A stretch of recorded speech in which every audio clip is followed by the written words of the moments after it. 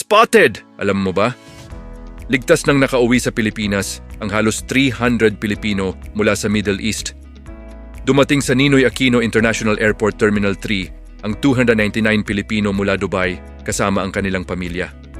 Ang mga OFW ay nagpasyang umuwi sa bansa upang matiyak ang kanilang kaligtasan sa gitna ng tumitinding tensyon sa Middle East. Sa ilalim ng direktiba ni Ferdinand Marcos Jr., agad silang sinalubong ng pamahalaan at binigyan ng tulong sa pamamagitan ng iba't ibang ahensya. Right now, safety first for our people. They are in constant contact with our embassy staff. Altogether, that's 1,416 Filipino nationals who have requested repatriation.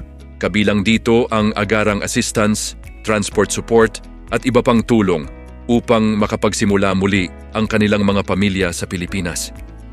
Ito ang Philippine Leader Spotlight. Yung comment, Spotted! Kung suportado mo ang mabilis na pagtulong sa ating mga kababayang OFW.